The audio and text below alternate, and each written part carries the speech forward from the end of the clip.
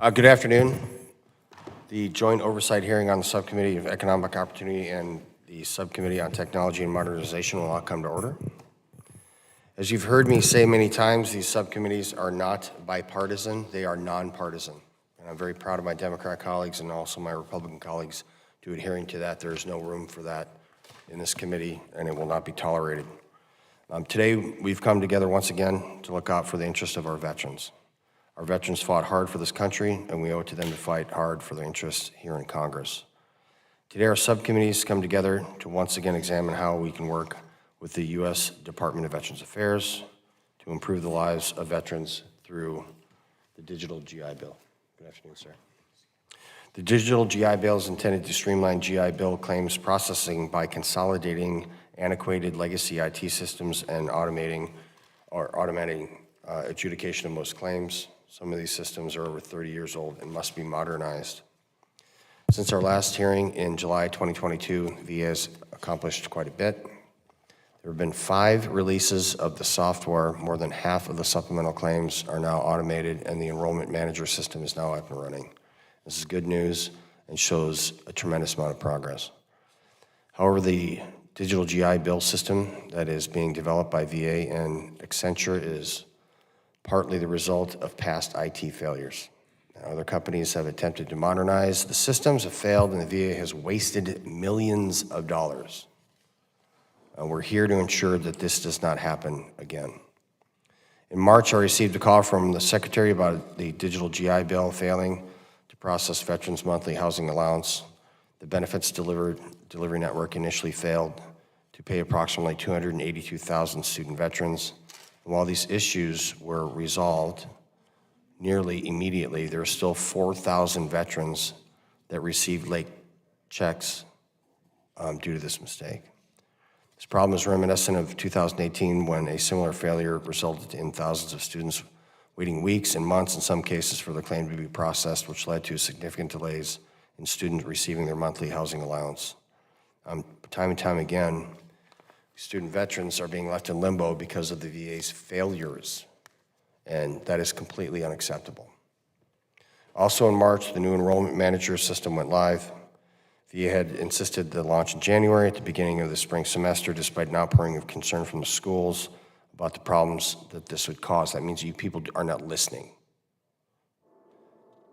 The subcommittee was eventually able to persuade the VA to listen to the boots on the ground and push the go live back, set off the demo, effect delays in the development of the system that no one has ever adequately explained.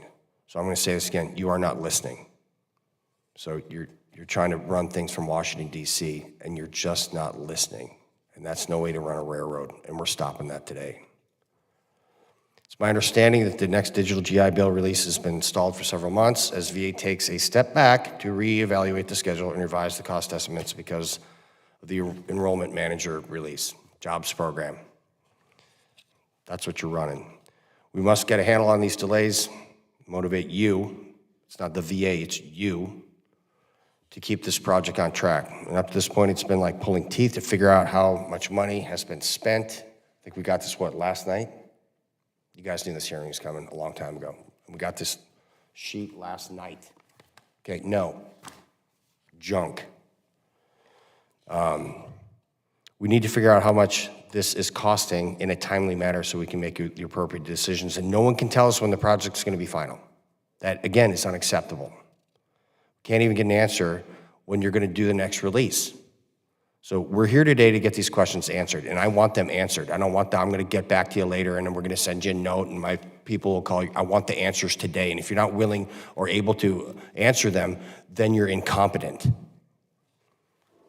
So I don't want to come to having to subpoena you, but we are in the majority, and I will do so because you are not serving our veterans appropriately for some reason, and I want to know what that reason is today. Now, as I said, we have a fantastic relationship together on this committee in a nonpartisan manner. And today we are going to vote at 13:30. That's 1:30 for you civilians. And so we may have to briefly recess, but if you think we're not pushing this today, you are wrong. So with that, I will yield to my friend and distinguished member of Congress, Mr. Levin, the ranking member of this subcommittee. I thank my friend, Chairman Van Orden, thank Chairman Rosendale as well. I'm grateful for the opportunity to work with you guys on important legislation to help our veterans. Thank Ranking Member Trifolis McCormick as well for making this happen today.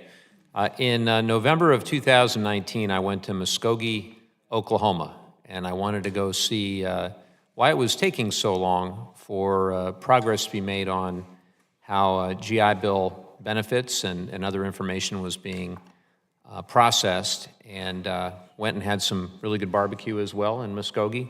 But what I saw with regard to GI Bill technology was frankly pretty shocking. I saw systems that were being held together with 40, 50-year-old technology. COBOL was being used in one of the systems, and frankly, it was miraculous that the good people there who were, working really hard were able to make any of it work. But even really simple things like changing an address proved extraordinarily difficult when you had multiple systems running.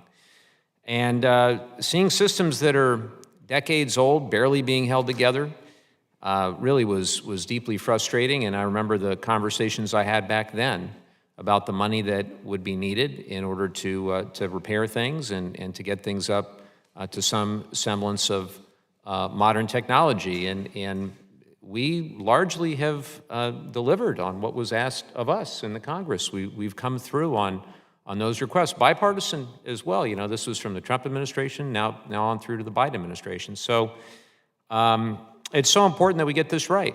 These processors there in Muskogee, in a converted grocery store, are responsible for distributing nearly $12 billion annually in veteran education benefits.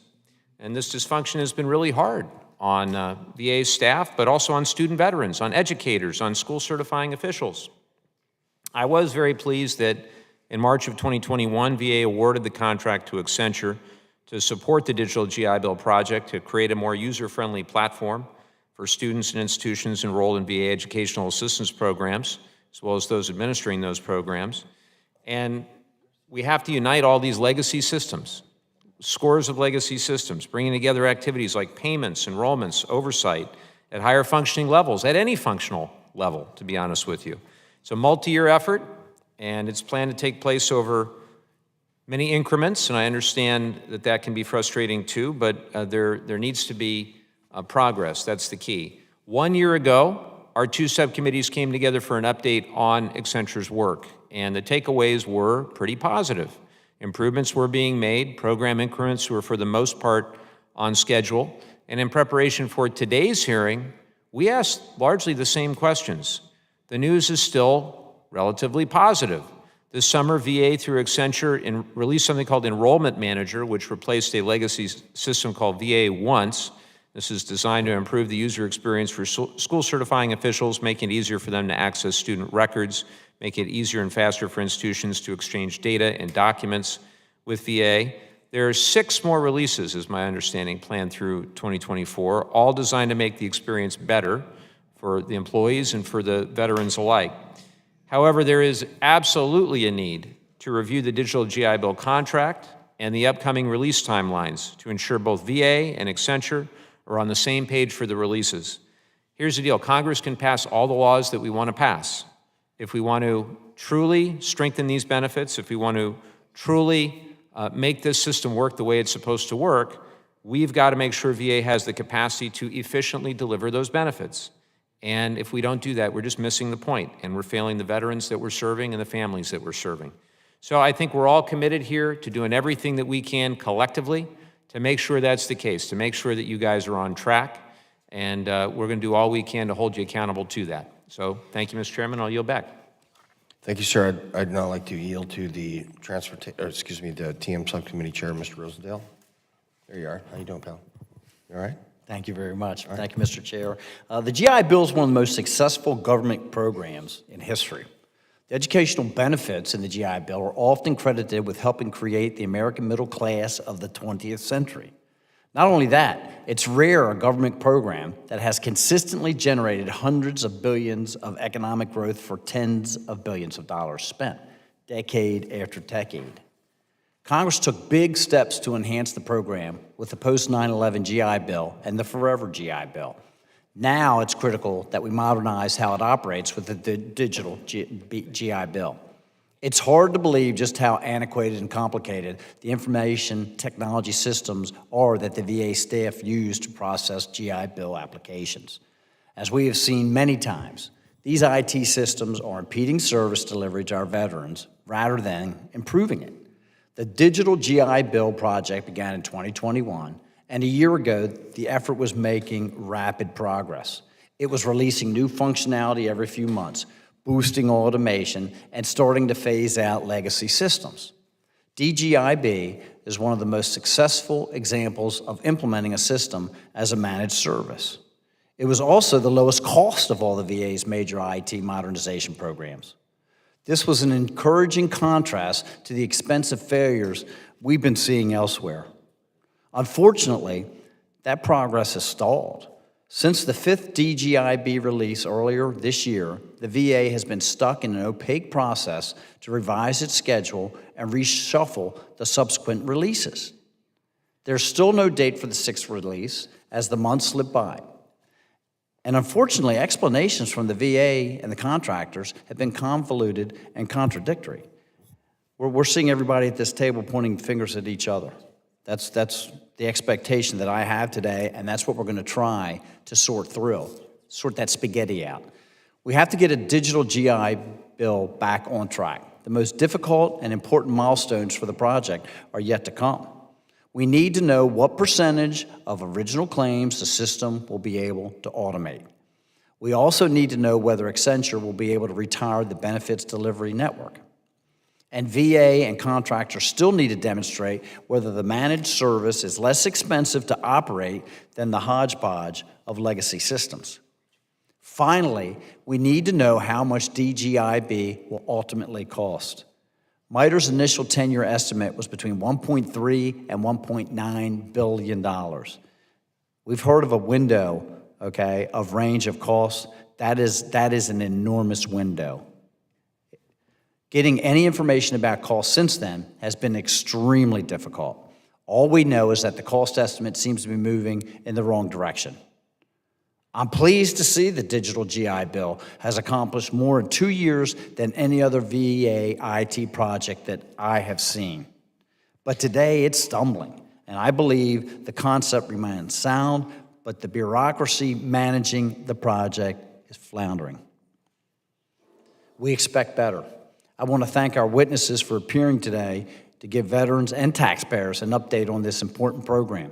I look forward to finding out some of these answers so the Digital GI Bill can move forward. Thank you, Mr. Chair. I yield back. Thank you, Mr. Chairman. I will now yield to the ranking member of the Subcommittee on Technology and Modernization, the wonderful friend of mine, Ms. Sherphyllis McCormick. Thank you, Chairman Van Orden, and thank you, Chairman Rosendale, for holding this hearing. And thank you to all our witnesses for being here today. We have a lot of ground to cover and a lot of opening comments to hear, so I'll keep my remarks short. GI Bill education benefits are a key recruiting tool for our military, especially at a time when the Department of Defense is struggling to meet its recruiting goals. It is in our nation's interest that we ensure that this benefit continues to be an incentive to military service by ensuring the program's future stability. GI Bill benefits are also crucial to easing service members' transition out of the military and into private sector jobs that support the veterans and their families upon completion of their service. While the GI Bill has been a prime example of a successful benefit program for decades, it has historically been frustratingly slow to apply for and receive. The old paper process left veterans waiting weeks and months for approval to start classes, frequently making them miss registration deadlines and postponing their start of their education. I am heartened to hear that this is improving, but it seems we still have a lot of work to do. VA's recent efforts to modernize the system used by managed education benefits have been a shining example of how IT modernization should happen. So much so, it's left us wondering why Education Services is able to do this and other parts of the VA cannot. Is there a way that we can share the lessons learned from this program with the rest of VA to improve the implementation of IT systems across the organization? It's not often that the Technology Modernization Subcommittee gets the opportunity to hear from an IT modernization program that seems to be going well, but we're starting to hear about delays with the implementation. I hope to hear today how VA plans to overcome these roadblocks and push the program forward. We cannot allow this program to go the way of other IT modernization efforts. I look forward to today's conversation, and I yield back. Thank you, ma'am. I'll now introduce our witness panel. Our first witness is Mr. Joseph Garcia, the Executive Director of Education Services at the Department of Veterans Affairs. Mr. Garcia is accompanied by Mr. Robert. I'm going to slaughter your name, sir, please. Orifice. Orifice? Orifice. Orifice, okay. Yes. Orifice, got it, check. I want to pay you the appropriate amount of respect by pronouncing your name properly, Mr. Orifice. The Benefits and Memorial Service Portfolio Director. Our second witness is Mr. Troy Mueller, Senior Advisor and Department Head at Mitre, and is accompanied by Mr. Dave Powner, Center for Data-Driven Policy at the same company. Our third witness is Mr. Kyle Mitchell. Michael? Michael, sir. Okay, this is not working out today. I apologize, man. I was much better at this, Mr. Michael, because we met the other day. Digital DI Bill, Senior Delivery and Chief Innovation Officer at Accenture Federal Services. Please stand and raise your right hands.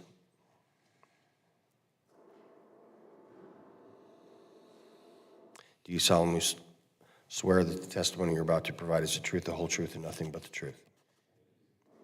Very well. Thank you, and let the record reflect that the witnesses have answered in the affirmative.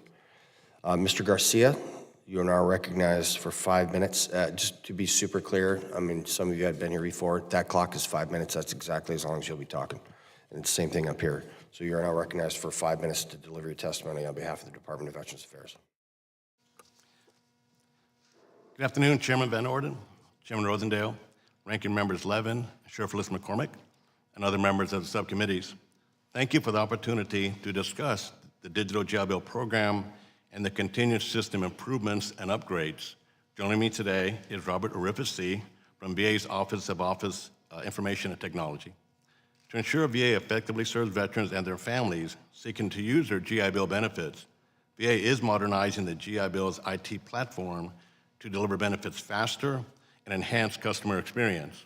On March 11, 2021, VA awarded a managed service contract to Accenture Federal Services to develop the DGIB. This enterprise service platform gives GI Bill students the ability to engage with VA and their earned benefits through electronic outreach, intake, and enhanced communication tools. Since inception, VA has deployed numerous major releases. In just 6 months, VA marked its first major milestone by deploying the processing of post-9/11 GI Bill claims into the managed service. The managed service allows for agile decision-making in a single managed platform that grows as VA needs and responds to changes in technology through continuous end-to-end updates. For the first time since the inception of the GI Bill program, applicants will receive a same-day education benefits eligibility decision.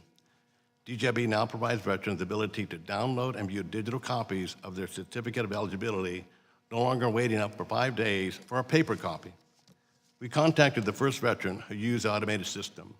This veteran expressed that she appreciates the efforts VA has made to ease the process for veterans. She told friends who were getting out how easy the process was to apply for the post-9/11 GI Bill and encouraged them to apply for classes. She hopes that more veterans will utilize this benefit in the future. Her thoughts validate the goal of the Digital GI Bill program. Better support for veterans pursuing their educational goals, modernize the tools for them, and those that support the veterans.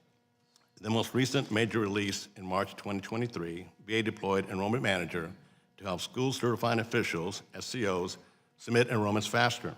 In only 4 months, VA surpassed 1.4 million enrollment certifications.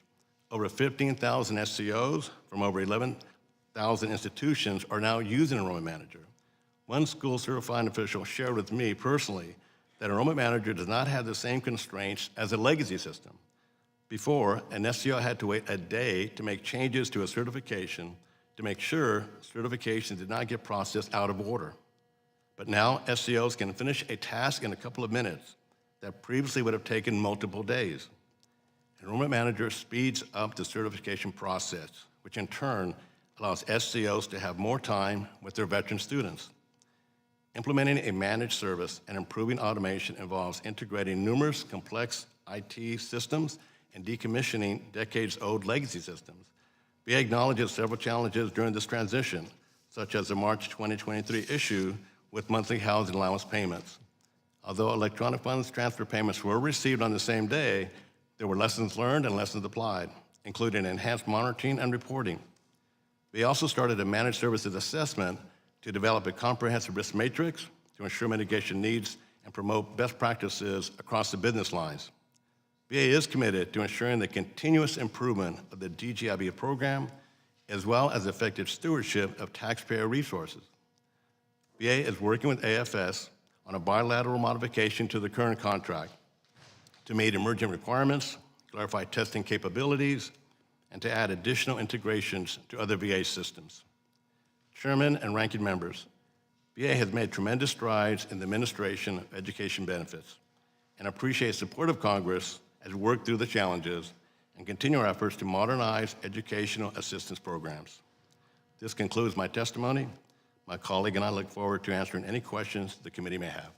Thank you, Mr. Garcia. The written statement of Mr. Garcia will be entered in the hearing record. Mr. Mueller, you're now recognized for 5 minutes to deliver your testimony. Chairman Van Orden, Rosendale, Ranking Members Sherfless, McCormick, and Levin, and other members of the subcommittees, thank you for the opportunity to testify before you today on the Department of Veterans Affairs Digital GI Bill program. Successful modernization of IT is critical to improving the veteran experience. Mitre very much appreciates the opportunity to share our insights on this work. Mitre is a not-for-profit corporation chartered to operate in the public interest, which includes operating 6 federally funded research and development centers, or FFRDCs. The Center for Enterprise Modernization, where I am a department head, was established in 1998 by the Department of Treasury and is now jointly sponsored by the Department of Veterans Affairs, Commerce, and the Social Security Administration. My department is responsible for supporting the modernization of benefits and service delivery across all VBA lines of business. As an Air Force veteran, I know firsthand that serving in the military opens the door to many benefits, including the life-changing opportunity to access higher education. Education benefits span those entering the service through officer training programs, tuition assistance, and fully funded degree programs while on active duty, and the GI Bill and other education programs for veterans and their families. I myself have benefited from each of these programs. I received an Air Force ROTC scholarship for college. I completed my master's under tuition assistance and was able to earn a doctorate utilizing the post-9/11 GI Bill. If not for these benefits, I would not be here before you today. Supporting the VA, it's not merely an assignment or a job. It's personal. It's my way of giving back for the things I've received. Mitre has been a partner with Education Service since 2008, supporting the implementation of the post-9/11 GI Bill, and again in 2019 to chart the path forward for modernizing claims processing and customer service. Mitre is currently working with the Program Management Office in the areas of systems engineering, program integration, lifecycle cost estimating, and organizational change. Over the past 3+ years, the program has had many accomplishments delivering major releases of capability. Additionally, the VA has demonstrated gains in maturity regarding program governance, execution, and decision-making, as demonstrated by their taking action on recommendations of the 28 independent technical assessment of the Comary Act implementation. Programs of this size and complexity intended to modernize an environment of multiple legacy systems with numerous dependencies and an enterprise that includes parallel modernization efforts are never without risk. VBA, to its credit, is currently conducting a strategic review of this program as part of an effort to identify and evaluate opportunities to improve delivery of benefits and services. The outcome of the review will position the VA to maintain a rhythm of capability delivery while ensuring good stewardship of taxpayer dollars. Recognizing that there will always be challenges, complexity, and risk, I have 2 recommendations to share with you today. The first is to encourage the VA to continue to mature its contracting and program management capabilities and ensure proper allocation and alignment of resources with demonstrated knowledge, skills, and experience to appropriate programs and projects. A contracting officer with extensive experience procuring commodities is not the same as one who's worked on led development and execution of exquisite acquisition strategies for large, complex transformational programs. The same can be said of program managers. Both are scarce resources that require agencies to be deliberate about career development and assignments. The second recommendation is for the House Committee on Veterans Affairs and Senate Committee on Veterans Affairs to continue the direct monthly engagement of their staff with Education Service. The meeting, which started during the Comary Act implementation, has become a critical part of the battle rhythm of the program, just as important as program increment planning sessions or governance meetings.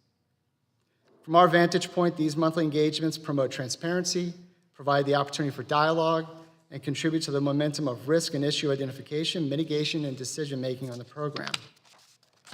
In closing, let me just note that Mitre's roughly 10,000 personnel, over 1,600 are veterans. There are few duties that our employees consider more noble and consequential than honoring, through our support to the VA, the service and sacrifice of our nation's men and women in uniform. On behalf of the entire Mitre team, I greatly appreciate the opportunity to come before you today and look forward to your questions. Thank you, sir. Mr. Mueller's written testimony will now be entered into the record. Mr. Michael, I now recognize you for 5 minutes. Thank you, sir. Good afternoon, Chairman Van Orden, Chairman Rosendale, Ranking Member Levin, Ranking Member Sheffield McCormick, and members of the subcommittees on economic and technology modernization. Thank you for inviting me to testify about our efforts in service of VA's digital GI Bill delivery program. I'm Kyle Michael, the Senior Delivery Lead for the program and the Chief Innovation Officer at Accenture Federal Services. Accenture Federal has a long-standing partnership with the VA on programs that deliver meaningful outcomes for beneficiaries, including veterans, service members, and their families. Since March 2021, Accenture Federal has been working with the VA to streamline educational claims processing by creating simple, efficient digital experiences to help veterans and their families complete their educational journeys. I'd like to share with you a few examples of how the program is serving veterans. Through continuous delivery of meaningful outcomes, VA and Accenture Federal have delivered major releases as well as a number of smaller agile releases to our platform. These releases are aimed at driving automation and improving time to receipt of benefits. Together, VA and Accenture Federal have made significant strides in areas including user experience, service enhancements, program insights, and processing efficiencies. A number of the release highlights include providing intuitive user experiences and rapid decisions for eligible first-time beneficiaries. We delivered new, intuitive designs and updated functions for beneficiaries applying for post-9/11 GI Bill benefits. Improvements such as pre-filled service history function make applications for post-9/11 GI benefit bills easier. We've reduced eligibility processing from 30 days down to a matter of minutes and provided the ability to retrieve digital copies of decision letters. The GI Bill has been assisting veterans for nearly 79 years, but now through automation, we're helping applicants start their educational journeys faster than ever. We're also providing schools modernized claims capabilities. School certifying officials, or SCOs, are the front door for veterans to continue and complete their educational goals. To better serve the SCOs, we introduced Enrollment Manager, which streamlines the process to submit enrollments for students. More than 15,000 SCOs have accessed Enrollment Manager since launch, and the new system has reduced the number of steps to enter in a new enrollment to as few as 5 clicks. Already, more than 1.4 million enrollments have been submitted. Most importantly, SCOs now have more time to focus on what matters most, helping veterans, service members, and their families meet and exceed their educational goals. And lastly, modernizing legacy systems. With streamlined VA processes and our new technology platform, we've achieved a 99.99% system availability rate for claims processing. We are also helping VA decommission antiquated legacy IT systems to improve the speed and accuracy of its educational claims processes. We've retired 2 of the 3 legacy systems and have exceeded DGBI's 3-year IT infrastructure reduction targets. Now, large complex programs have numerous dependencies, both within and external to the program. Recognizing this, VA and Accenture Federal have established governance processes to quickly identify risks and assess impacts. Together, VA and Accenture Federal have continued to make progress on DGIB milestones while jointly working through options to address gaps in dependencies. We are actively engaged with VA to replan future releases and to outline potential options for a path forward while continuing to fulfill program commitments. Our partnership with VA can continue to provide world-class modernized services to veteran beneficiaries. We can do this by deploying future capabilities like Approval Manager, Workload Manager, and Benefits Manager, which will replace aging legacy systems with modern technologies and digital experiences. In conclusion, we remain steadfast in our commitment to make a dramatic difference in the lives of hundreds of thousands of veterans, service members, and their families. Through the use of innovative technologies, we are strengthening the foundation that provides agile, rapid deployments, improved automation, and enhanced data insight.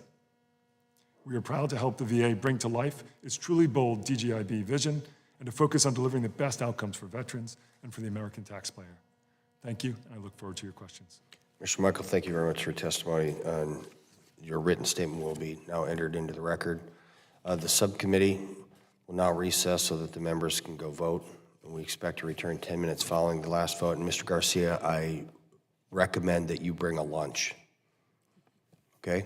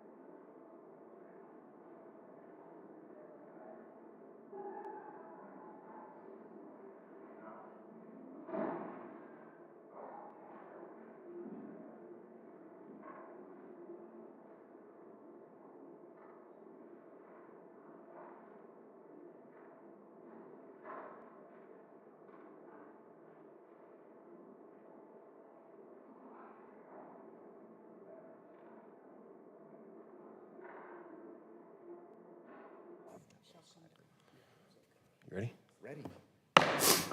Subcommittee will come to order. We're going to proceed to questions, and I'm going to ask members and witnesses to respect the 5-minute rule. We talked about that earlier, so I'm not asking anymore, I'm telling you. And I will hold myself accountable to the same timeline. Can I have my... I now recognize myself for 5 minutes. Clock has started. Mr. Garcia, can you give us a date when the digital GI Bill project will resume and when the release 6 is scheduled? Yes, sir. Thank you for that question. So we are going through a contract modification with AFS. Mr. Garcia, I'm going to be short with you. Yes, sir. And I expect you to be short with me. I asked you for a date, not a process. So they've got this thing, it's called a calendar, and I want you to be able to put your finger on it and tell me a date. Can you do that? Sir, yes, the release 6 is in power. That's the next major release. That's the financial system update within BDN. Mr. Garcia, that is a process, not a date. I'm asking you a very clear question. What date? Put your finger on a calendar and let's stop this buffoonery. Summer of 24 for release 6. Okay? That is a season, not a date, Mr. Garcia. What is the date that this will be released? I can't give you a date beyond that. Okay? That is unacceptable. Mr. Garcia, do you read the newspaper? Do you read the newspaper? Yes, sir, every day. Okay. Do you remember that article that came out that said Visa went out of business? No, because you didn't read it, because it didn't happen. It didn't happen because Visa is a company and it is predicated on merit. So if Visa all of a sudden couldn't process over 200,000 of their bills, and then eventually, 4,000 at some point? What would happen to the person that was responsible at Visa in about, 6 minutes? What would happen to that person, Mr. Garcia? Could you posit it? They would be fired. They would be kicked to the curb because they weren't serving their customers. And you use that word when you're speaking about my fellow veterans. You call them customers. So the person at Visa, if they failed objectively, like you have, because it's not the VA, man, you're the VA. It says it right there. If they failed like that, they would be fired. Why are you still getting a paycheck? Can you answer that question, Mr. Garcia? Should you be held to the same standard as a civilian company that is processing things that you buy at Walmart when you're talking about the lives of veterans? I've gone through every single education program that you have, Mr. Mueller. All of them. So you, Mr. Garcia, need to justify to us why you are getting a paycheck. Can you do that, sir? Yes, sir, I'd like to do that. Hit it. You got, I'm going to give you 50 seconds. I want 1 minute to close. Hit it. You're on. Sir, I started on 1 August of 2022. Okay? BRAP, right, was at 54% obligation in August of 22. Through my efforts, Mr. Levin can recognize this. By December, when the program ended, it was at 99%. I don't call that failure, sir. I call that supporting the veterans. If I was a student veteran, I wouldn't be here with the GI Bill. 8 years enlisted time, got out, finished my program using the GI Bill. Customers are important to me. Higher ed, I was in higher 10 years before I came to this position. I know SCOs, sir. I listened to them. The successful rollout enrollment manager, because I put a priority on it. I know the SCOs. They used to work for me. I listened to them, as I listened to veterans as well. Very well. Thank you, Mr. Garcia. Here's the problem.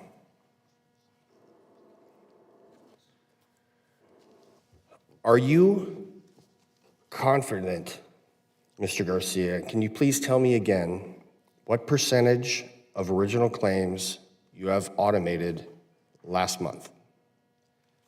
Sir, it varies by date. Percentage by day. of claims you have automated last month. Can you answer that question, sir?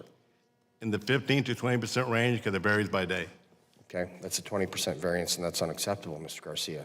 So you have to understand that the reason that these things aren't working is because we have the VA, which is a group and agency, and we have processes. We don't have people. That doesn't fly. Mr. Garcia, I'm holding you personally accountable for this. Personally accountable for this. And I want to say one more thing, and my time has expired. I'll get you in the second round. I yield back, and I now recognize the Ranking Member, Mr. Levin, for 5 minutes. Thank the chairman, and I'd like to associate myself with the chairman's request for specific timeline. And in fact, in my open, I had mentioned, I think, 6 additional releases. So I see in the majority's timeline here, release 6, 7, 8, 9. I think there's a 10, 11, and a 12.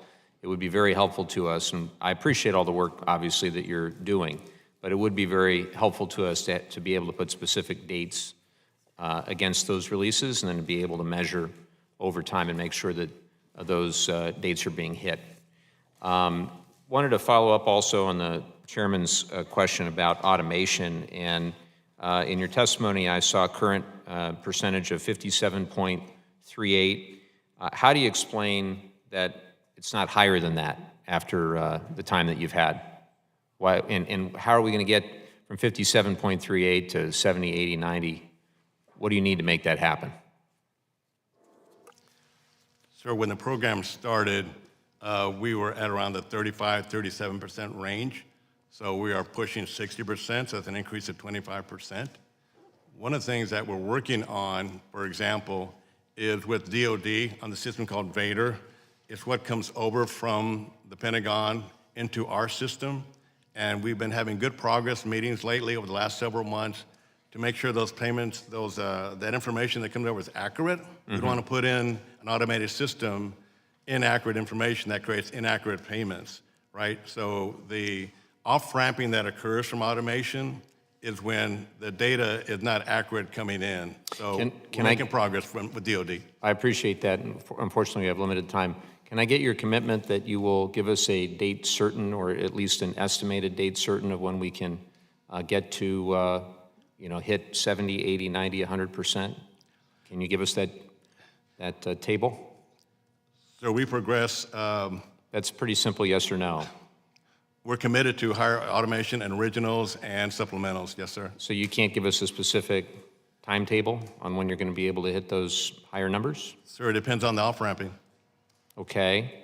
Can you give us a specific timeline that fills in some of the blanks of this chart when you're going to hit release 6, 7, 8, 9, and so forth? Sir, it does depend on the contract modification. We got to get through that, and that in turn would set the new schedule. But we can say release 6 is in the summer time frame. So I'm trying to work with you here. I think it would be very helpful to everybody on this committee if you would at least commit to giving us some specifics with regard to dates and times as it pertains to releases and as it pertains to the automation framework. Can you commit to that? In the best that I can, sir. Okay, well, our staff will be following up with yours, but I think it really would be helpful for us to understand how these investments are being implemented and how these metrics are being achieved. Yes, sir. In March, hundreds of thousands of veterans were at risk of not receiving their housing payments due to a processing failure tied to Digital GI Bill Release 5. Mr. Garcia, I'll start with you, and I want to give time for Mr. Michael as well. What steps are you now taking in light of that failure to ensure that future releases don't cause similar unforeseen errors? Yes, sir. There was a dependency that was created for the BDN system to be online, and the system did not catch the dependency when that occurred. The system just froze. The payment queue did not go forward. We immediately responded to that. Payments did go out for 278,000 EFT recipients. 4,000 paper checks went out the next day. We fixed that problem with AFS. We now have robust monitoring that occurs every month. I get daily inputs that last week that tracks across the cycles, payment queue, payment run, and we have full confidence that that won't happen again. That's good to hear. Mr. Michael, anything you'd like to add? I would say we certainly recognize that there was an issue there and worked together quickly to make sure that we got payments out that very same day and payments out overall in the time frame which typically go out. And with regards to making sure that this doesn't occur in the future, we have certainly put a number of processes in place to look at functional counts and share that with a broader stakeholder community to make sure that we have full and complete visibility to any issues that may occur and make sure that we have the opportunity to address the issues as they arise. I appreciate that, and that's certainly all on the record now, so we're going to hold you to it. And again, as I said at the outset, I think there were so many problems with GI Bill technology, and it's encouraging to hear of your progress, but help us say nice things about your work by providing us with specific dates, specific progress that you're making, and I think that'd go a long way. And I'll yield back. Thank you, Ranking Member Levin. I now recognize Mr. Mervan from Indiana for 5 minutes, sir. Mr. Garcia, considering the VA's history of budget overruns in IT projects, what concrete actions are being taken to prevent excessive spending and ensure that the digital GI Bill modernization efforts stay within budget? Sir, I would say 2 quick points. The governance structure that we have has become more robust over time. We have the right leadership in place for the Executive Steering Committee, for example. On a day-to-day basis, we have program governance that I help lead with my partners at this table. So governance has been improved. We're also standing up or increasing the project management office that works directly for me. It's been in place, but we're adding more FTEs and more capability to it, partnering with Mitre at the table as well. So I think improved governance and the PMO office that helps with that program oversight, including the budget part of it, is how we're doing that. One of the pieces of legislations that I have proposed is an acquisition review board that would allow for the ability to look at projects as they are being enacted, as they are being instituted. What is your opinion of that? So what was the term called again? It's an acquisition review board. Oh, the ERB. Yep. Sir, I think that's a good idea if it adds to governance. I defer to some of my partners to maybe add to that as well. We can stop there. I just wanted to know what your opinion was. With that, I'll yield back. Thank you, sir. I appreciate it greatly, and I recognize Ms. Sherfilis Ramirez, or McCormick, sorry. Oh, my gosh. I was thinking, you will, I'm sorry. McCormick for 5 minutes. Thank you so much, Mr. Chairman. This question is for Mr. Orifisi. I hope I got that right. For the most part, modernization of the digital GI Bill system has been seamless and has avoided the pitfalls that VA's other IT modernization efforts have faced. What are some of the lessons learned from these efforts? So thank you for that question, Ranking Member. I've actually come up in the education programs on the IT side through some of the failures and the successes that we're having here. And so I've gotten to experience many of the aspects of the failed IT and the successful programs. We've had a very collaborative environment between Education Service and OIT and our vendors that lets us communicate very regularly in terms of what work needs to be done, what the risks and issues are, and really be able to collaborate closely in terms of what progress needs to be made and what actions need to be taken.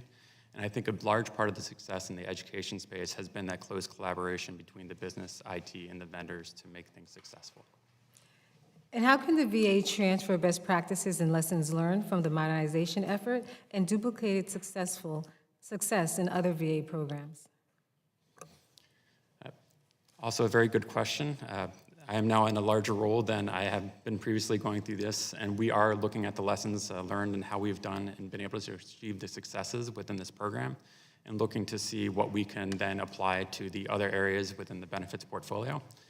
We are also work very closely with our CIO on a regular basis with this program, and he has very close oversight of what we're doing here to apply those lessons more broadly across OIT. The committee has heard from numerous witnesses on the issues and incompatibilities between VA and DoD systems. What are the largest challenges in integrating DoD and VA systems?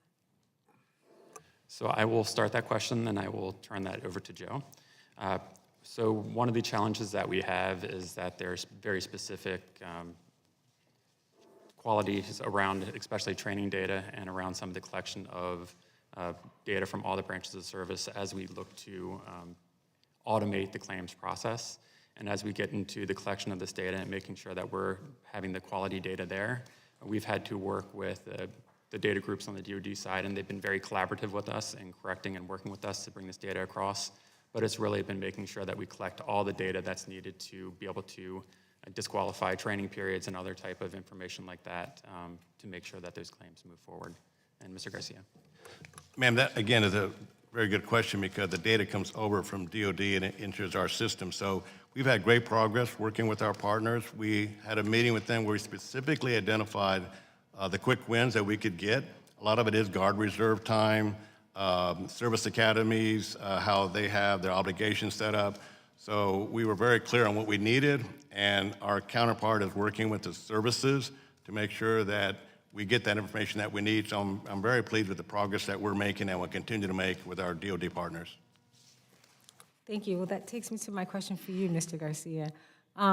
As with any technology modernization program, I remain concerned regarding potential vendor lock. The prime contractor, Accenture, indicated that it's used several proprietary technologies in a system which may hamper VA's ability to modify, upkeep, and enhance systems. Is this concern of VA?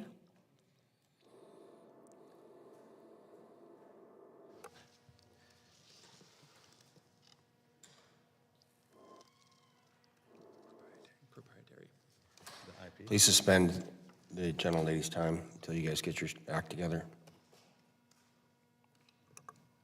I'm sorry, sir. He has the hearing aid is not working for him, so he has a hard time hearing the questions. That is a very reasonable excuse. So is this IP?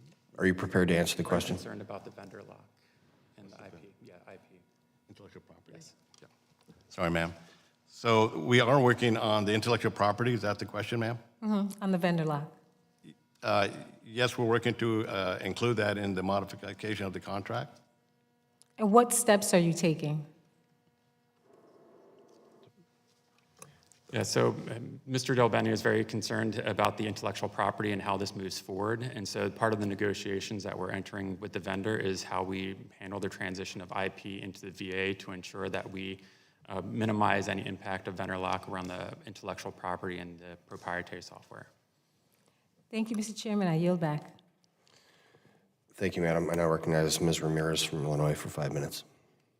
Thank you, Chairman Van Orden, Chairman Rosendale, Ranking Member Levin, and Ranking Member Sharfelis McCormick for holding today's hearing and reviewing this digital bill program, GI bill program.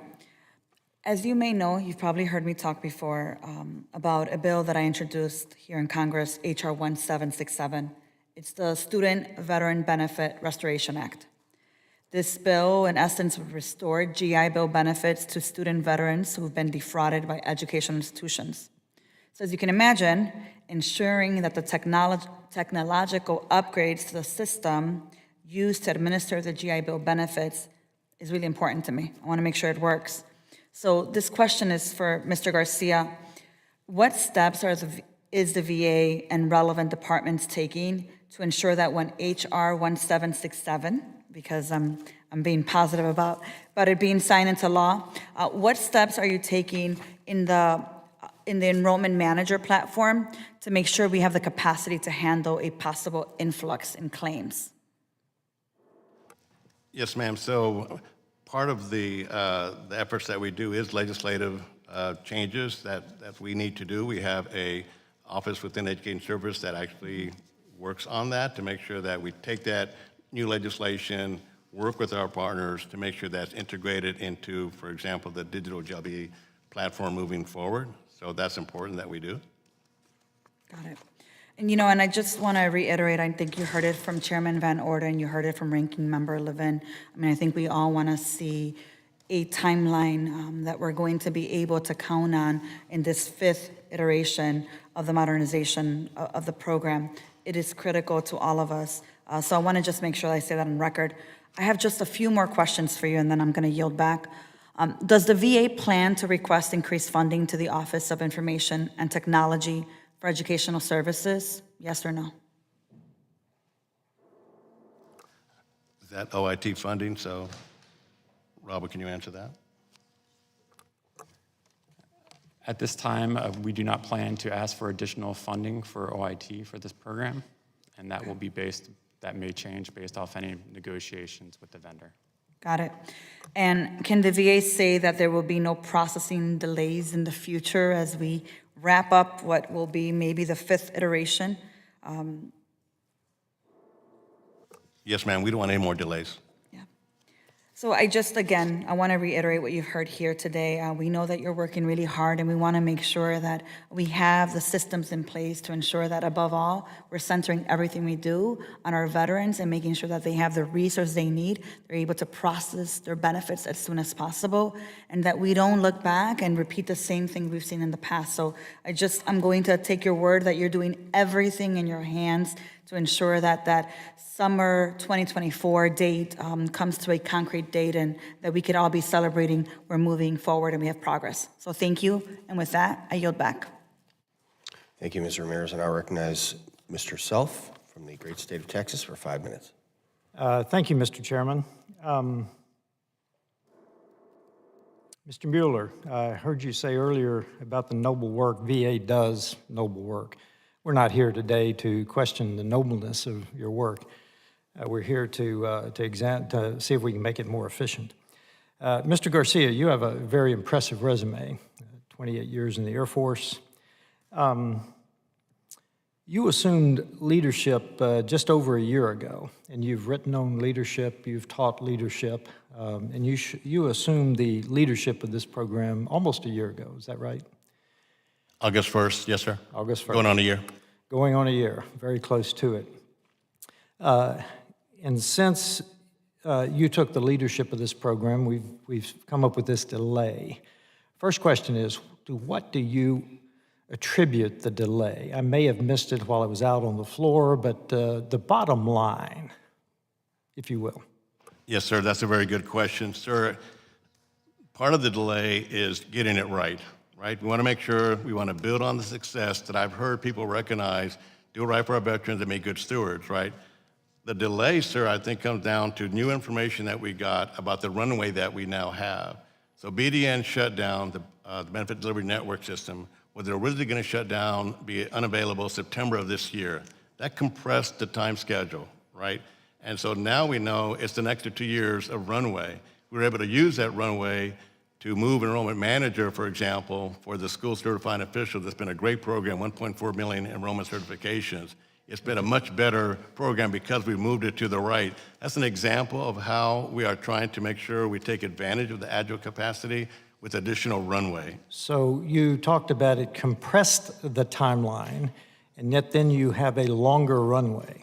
I'm not sure I understand that, and we don't need to go into it. Once you identified the delay, how often do you personally, because we're talking about at least $1 billion program here over the decade, at least $1 billion program, how often do you personally chair meetings to make sure this moves as fast as it can? You personally. Sir, digital jet bill is the highest priority for me. It takes up every part of my day. In the governance structure, we have meetings with our partners twice a week. I have their cell phone number. I talk to them nighttime, weekends to make sure this program is moving forward. We set up a project modernization office, PMO, in my office, working directly for me now. That's a change that I made. It wasn't working for me before. The PMO works for me. I talk to that person daily. So it's a daily effort to move this modernization forward. Okay, and have you had this large of a project management project before? I've been involved with projects like this, sir. After I retired to work for a consulting firm, the Pentagon had some modernization projects. I didn't lead them, but I was part of them. Mm-hmm. Okay, and what are you going to do? Congress is concerned about the length of time. I don't accept these delays face value. What are you doing to compress the time, to use your expression? Yes, sir. Do you just accept your contractors' statement that it's going to take that long? Because leadership, in and of its essence, is to get the most out of the people under you. Yes, sir, I agree, and I do that for our staff, and I work collaboratively with our vendors to move the program forward, and so I commit to continue doing that. Do you see any possibility to compress the timeline, to use your phrase? We want to make sure we do it right, sir. There's a lot of testing that needs to occur. We don't want to be too fast and we want to make sure that the veterans get their benefits, again, as I got when I was a veteran, that the payments are accurate, for example. So we don't want to speed so much that we get it wrong. So I think we should be deliberate to make sure these major releases that come forward are done right. Are your contractors working 24/7 on this? I call them at all hours of the day and night. The testing, and this may be for one of you other gentlemen, is the testing occurring, because this is an IT system, is the testing occurring 24/7? I think that's right. As we go through test cycles, we have different phases. Gentlemen's time has expired. We are going to move to a second round of questioning, but before we do so, Mr. Garcia, is your hearing augment, is your device working? Okay, I would like to take a brief recess now if you want to work on that, because I really want you to be able to hear what we're saying. Is that all right? All right, we'll take a brief recess. Mr. Garcia, just give a heads up.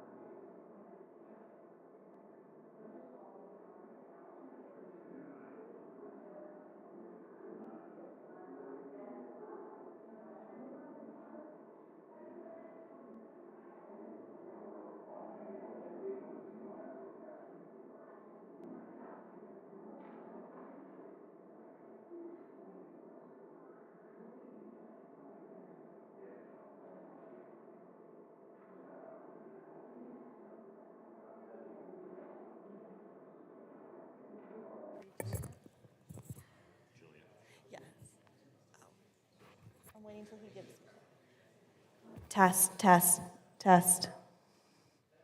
Test. A little better?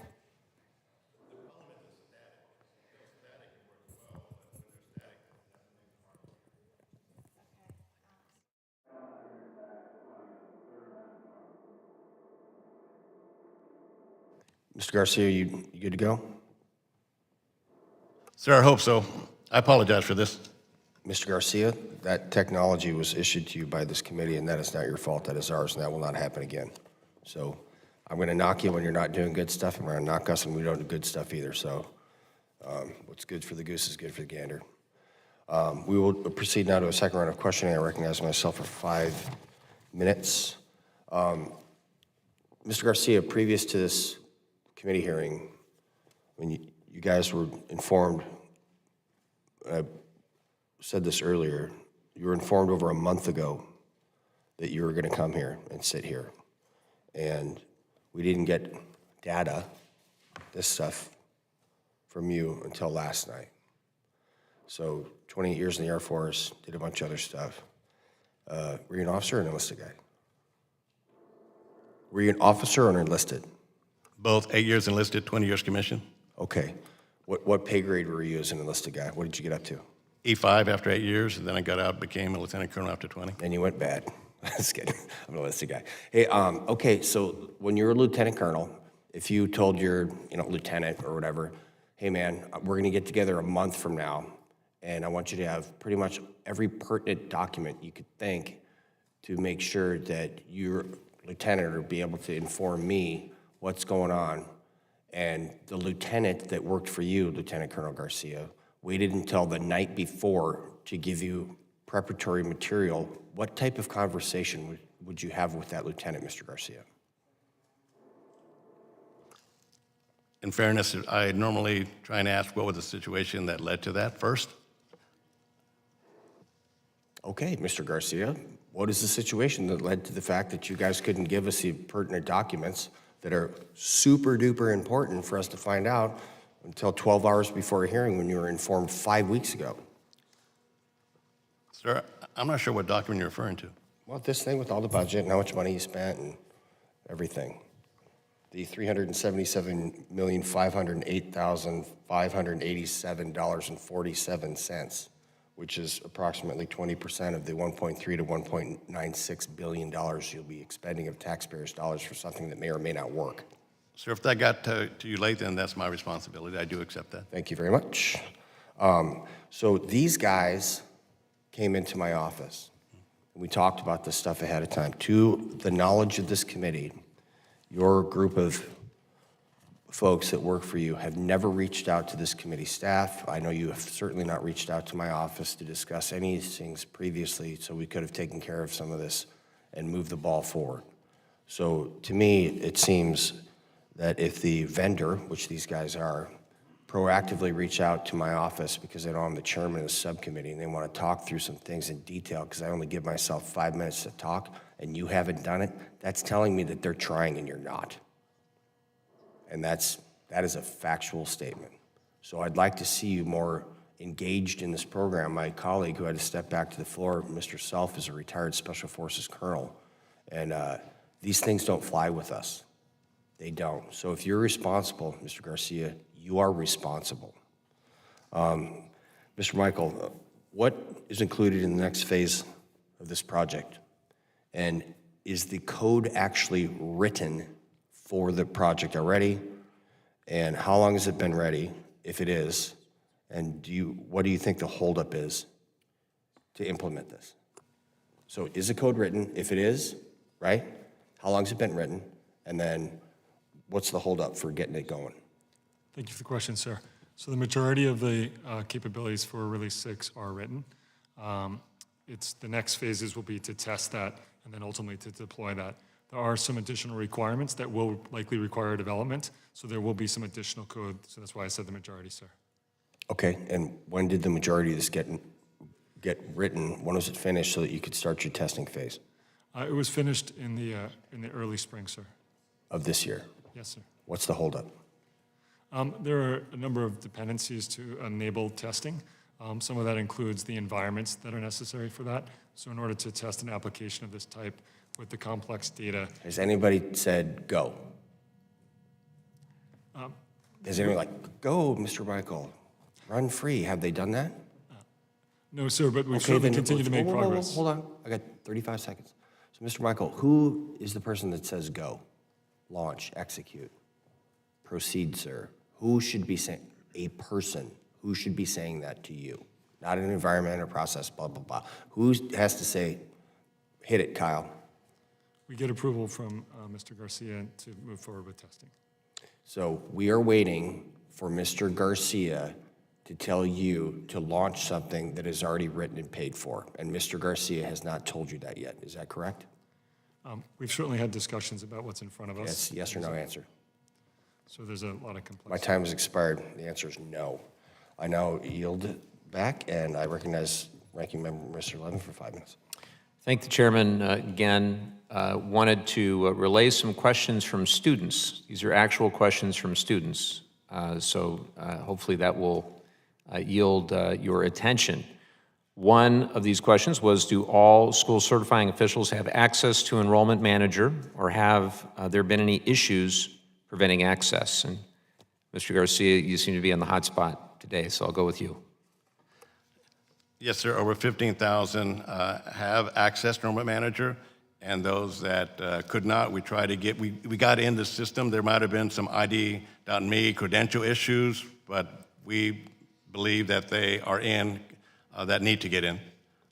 And so there aren't, to your knowledge, there aren't any issues preventing access at this time? Not that I'm aware of, sirs. Okay, we'll follow up.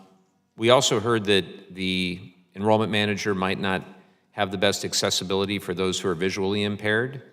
Can you commit to look into that and fix any issues with regard to accessibility? Yes, sir, we can look into that.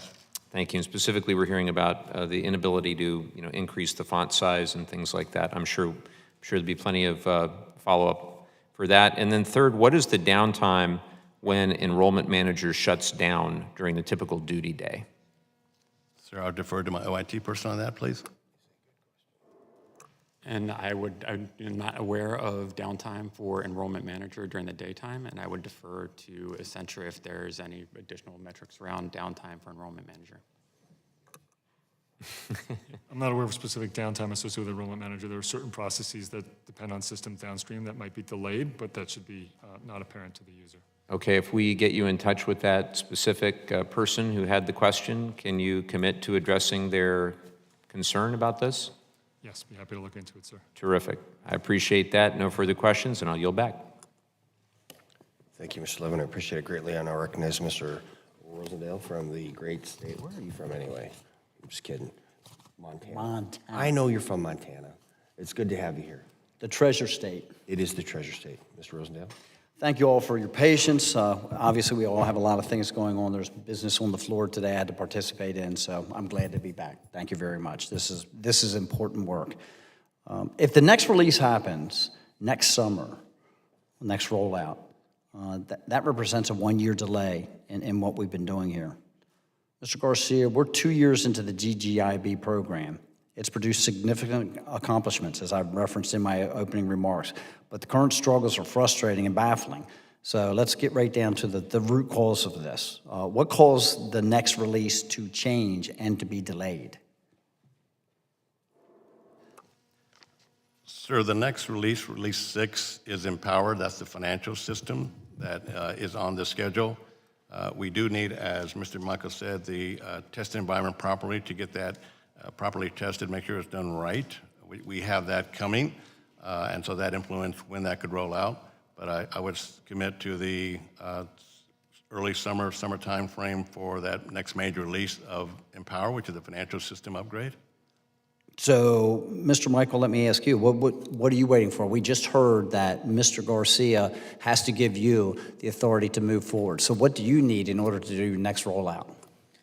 In order to complete the next rollout, we need to have the availability of the test environment that Mr. Garcia just mentioned. We need to have clarity on what requirements are in that release. There's a few additional items to be clarified, and we need to have contractual path to enable that. Okay.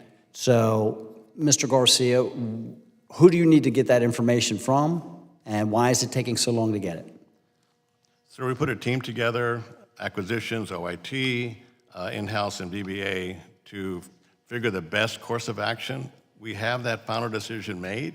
Now we're moving out. Next 30 days, we're going to develop the terms, 30 days to negotiate, and hopefully by early, mid-September, we'll have a contract modified with AFS to continue progressing with the next major release. So are you saying that there's another contractor involved, or are you going to be negotiating back with Accenture? Accenture. Okay, but if you're providing the information, why are you not able to get the information that they need? Where is that coming from in order to authorize them to continue their work?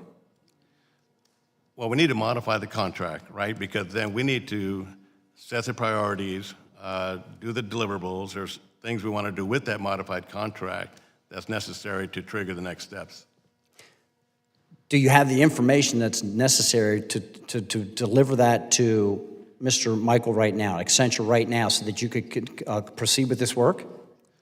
Certainly, most of the requirements are done. So why is it that if you have the information available to you, that you're telling me it's going to take you a year to negotiate a contract and be able to authorize Mr. Michael to do this work? No, sir, I didn't say it would take a year. I'm saying by September, we'll have the modified contract in place for them to continue with Release 6. They can't do it in 2-3 months. And Mr. Michael, if you get the authorization in September to proceed with version 6 rollout, are you saying then it's going to take you until next summer to roll it out? Because of the information I have is it's going to be till next summer. So unless somebody said something in the room while I was gone. Yes, sir. Certainly depends on the final outcomes, but that's a reasonable time frame, given what we know today. Mr. Michael, how much of the software in the next release is already completed and what's left to do? The majority is complete. Okay. So if the majority of the software is completed, I must be missing something. If the majority of the software is completed, you have the information that's available to you, and you just need to finish up a contract. I don't understand why we're talking about next year before this can be rolled out. Somebody please enlighten me. Mr. Michael. So when we look at the deployments for the system, there's a small number of windows across the year where we can deploy. If you think about Enrollment Manager, we want to make sure we're not deploying things during a time of high enrollment, Okay. et cetera. So there's approximately 14 out of 52 weeks of the year that we can deploy. So you take that into consideration. There's also a need to go and test thoroughly, as you heard Mr. Garcia say, and those test cycles are months long. They take a substantial amount of time to make sure that we get this right. So you add those together, along with the time to move forward on potentially new requirements. That's where the summer of 2024 comes. Okay, so if we have the information available, you have the software that's available, you have to have a little bit of time to go ahead and test it, 30 days to test your software out. You say the software is just about complete, and then we're looking at it, we're trying to find a window of time when we don't have a large enrollment, then that would be December, January. You're not having enrollment time. It would seem to me that that would be when we could roll this out. Mr. Chair, I yield back. Thank you. Thank you very much. I now recognize Ms. Phyllis McCormick for 5 minutes. Thank you, Mr. Chair. We all are aware that the GI Bill benefits change periodically as Congress provides for new benefits. In the past, we've seen technology delays or otherwise create problems in the delivery of these benefits. Mr. Garcia, how can the VA ensure that the new system is as future-proof as possible?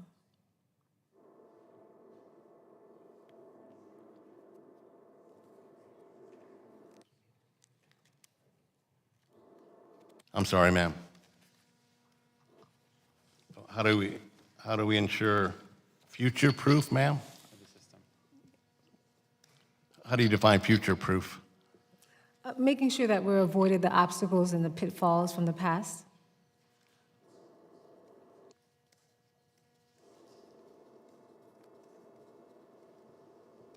Avoiding obstacles. Oh.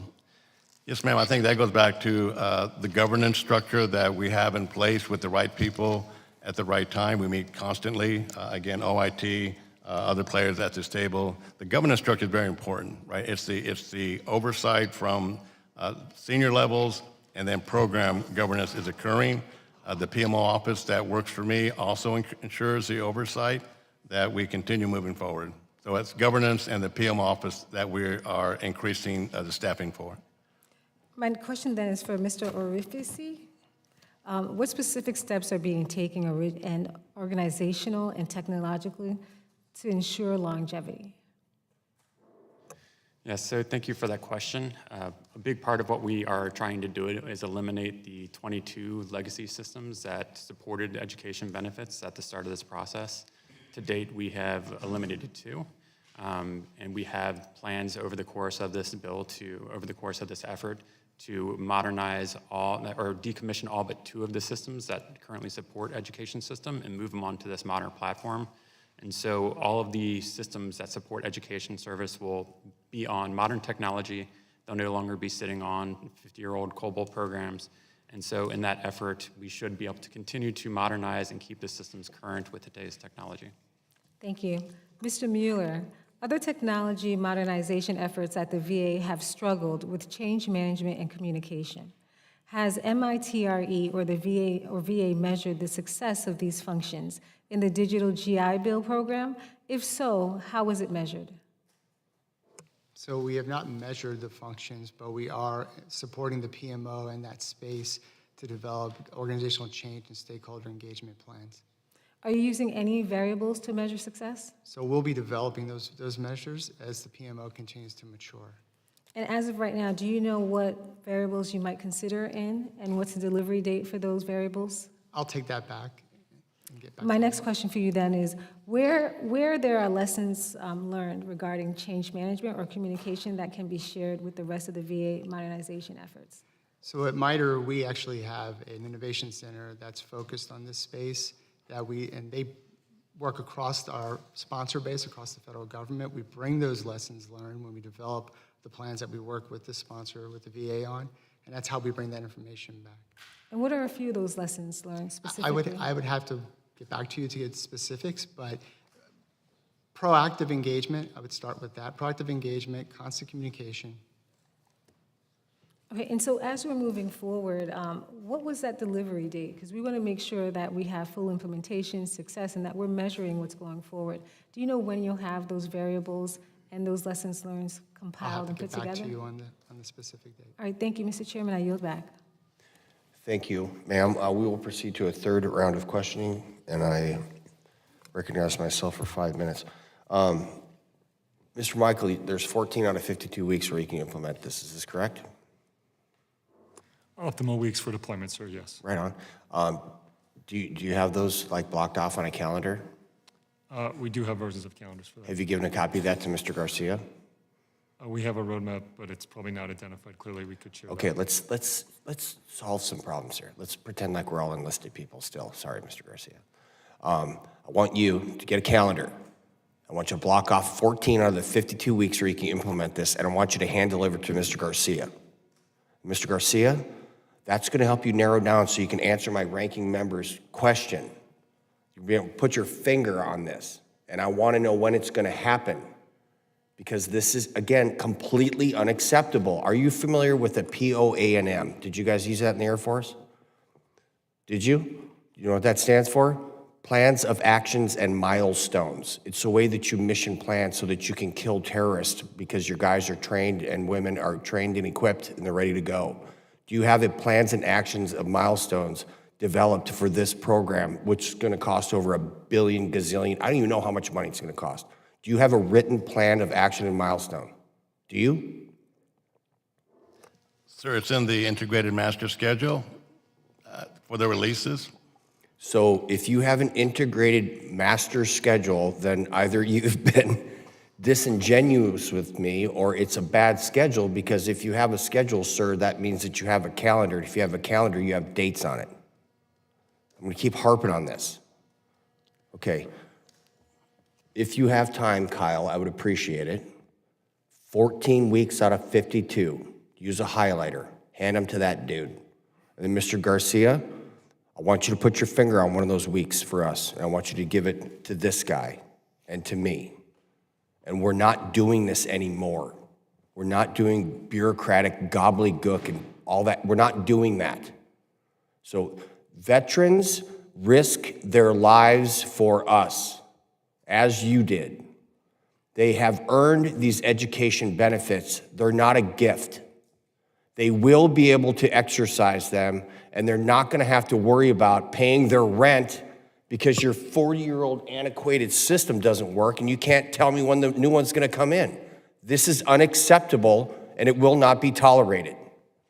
And Mr. Garcia, it is you. It is not the Veterans Administration. It's not a process or an organization. It is you as an individual, and I respect your service as a lieutenant colonel. You're a Mustang, so we call them in the Navy. I respect that. But with that respect comes responsibility, and you are responsible. And with responsibility comes accountability, and we're holding you accountable today. Is that crystal clear, Mr. Garcia? Yes, sir, it is. I appreciate that greatly. Mr. Mueller, thank you. You guys are really quiet. I'm sorry. I don't know if you're happy or not that you're not getting drilled. I don't know. It's on either side of the fence. Mr. Mueller, in 2018, one of the recommendations of your company was made to ensure the success of this project, which clearly has not been successful, was that the VA appoint a specific person, like by name, one person, one-stop shop, who would be held accountable to shepherd this project, to champion it. Was that recommendation taken on board? Thank you for the question. Specific to that 2018 ITA recommendation, that was for the Forever GI Bill implementation. Yeah. It was taken. It was identified as the Undersecretary of Benefits at the time. Who was that? That was Dr. Paul Lawrence. Where'd Paul go? Well, no, so that was the previous Forever GI Bill Comeri implementation. For the digital GI Bill, the accountable official is Mr. Garcia. All roads lead to Garcia. And as I stated in my oral testimony, those recommendations were acted on Okay, and carried through into the current modernization program. very well. Mr. Garcia, I believe that we have come to common accord, and I have presented my commander's intent. And I understand that you get what that means. And again, I respect your service tremendously. So I appreciate the fact that you've decided to continue serving our nation. I just want you to step up this game, because all the answers are there. Okay? Finger on calendar, please. I'd appreciate that greatly. With that, I yield back and I recognize my ranking member, Mr. Levin, for 5 minutes. Thank the Chairman again, and promise this is my last question for you, although it might be one that we'll have to revisit in future hearings or future meetings. In January of 2022, the House passed with a broad bipartisan vote the GI Bill parity legislation for Guard and Reserve. And as we're contemplating your timeline and your plan, which I know you're going to provide to us after this back and forth, are you contemplating the possibility that we may be adding Guard and Reserve eligibility? And if so, are you incorporating that into your thinking at all about the flexibility of more people that are all of a sudden going to be eligible for these benefits? Sir, we'll take a look at anybody who's eligible, that comes eligible, but I'll have to take that back and get that information to you. So in the last Congress, we passed it in the House pretty overwhelmingly, and then we ran out, the clock ran out with our friends in the Senate, and we're just going to try again. It wasn't for a lack of interest or a lack of bipartisan agreement. The devil's always in the details on these things, but I think there's a reasonable possibility that in this Congress, next Congress, who knows, that is going to happen, and we are going to see Guard and Reserve that are eligible. I think we learned a lot in the process, and we're going to come back and hopefully get that across the finish line. I just want to make sure you guys are prepared if there are all of a sudden a lot more people who are eligible, that your system can handle it. Is that fair? Yes, sir, we will be prepared. All right. And again, I appreciate all that you're doing, and we look forward to seeing those timelines from you. I'll go back. Thank you, Ranking Member. I now recognize Chairman Rosendale from the great state of Montana. Thank you very much, Mr. Chair. Mr. Garcia and Mr. Michael, what does delaying the next release to the summer of 2024 do to the future releases 7, 8, and 9, both time and cost? If you could give me a quick summary, what we could expect. Mr. Michael first, and then Mr. Garcia, I'll hear your estimate. Time and cost with the delay, 7, 8, and 9. So moving release 6, there's a degree of critical path, so we need to analyze what can happen for future releases 7, 8, and 9. but they will likely also need to move from current schedule. So that was stating the obvious, okay? So I know that. So what kind of time are we talking about, though? Without additional inputs from the VA on what the scope is and how we want to address the dependencies, it's hard for me to speculate on that, sir. So you couldn't even estimate the time or cost on that. So we're right now scheduled to have this project. The rollouts are supposed to be completed by the end of '24. Am I correct there? Okay. So if we're not going to have version 6 rolled out until next summer, then clearly 7, 8, 9 aren't going to be able to be rolled out until 25 or later, 26. Is that a safe assumption? As I said, sir, Are you telling me that there's any realistic possibility that they would be able to be rolled out after the summer of '24, 7, 8, and 9? So we're looking at options to try to pull back pieces where it makes sense, but also recognize that a number of those are going to be dependent upon completing Release 6 and getting final inputs from the VA. Understood. If the VA gave you everything that you requested, are you telling me that there's any potential that you would be able to roll those out by the end of next year? Not in their entirety. Okay. Mr. Garcia, tell me, version 6 isn't going to roll out until next summer. What do you think, time and cost-wise, this is going to end up taking to complete this project? Sir, I agree with Mr. Michael. The schedule will be dependent on certain actions occurring first. I think the first commitment is that Release 6 for the summer. 7, 8, 9 will follow that. I can't give you that time schedule right now. As far as the cost, Mitre will produce the life cycle cost estimate that will address that additional cost and provide that to you accordingly. So are we, both of you, do you believe, let's say we go beyond the time, because I think that we're stating the obvious again. You're not going to be able to get this work completed by the end of '24 unless something miraculous happens. So the window of cost is somewhere between $1.3 and $1.9 billion. Can I at least get a commitment that you will not be coming back to this room and saying, we ran out of time and we ran out of money? The Undersecretary is committed to not coming back for additional funding. Okay. That doesn't make me sleep well, but I guess that's what we have right now. Mr. Michael, is it true that the project will not be completed before your contract is slated to expire? Our contract has multiple option years out to, I believe, 2029 or 2030. So I'm not sure that that's a true statement, sir. Is it broken out to the actual implementation and the operation and maintenance? Are those provisions in there? So the 2029 is probably the operation and maintenance cost, I would assume? It is, sir. Okay, so do we have provisions in there that are going to end before you have the rollout completed? Because the rollout's not going to be completed by the end of next year. We're kidding ourselves. So does your contract call for the version 7, 8, 9? Is that portion of the contract going to expire at the end of next year? I'd have to take this for action, sir, and get you more detail. I don't believe that there's details at that level within the contract. And I think the modification. So we're going to need a copy of that so that we can see exactly how this is going to be able to proceed. Okay, I'm down to about 36 seconds here. Mr. Garcia, the next DGIB release is on track for 1 year delay. The project won't produce any new capability for an entire year.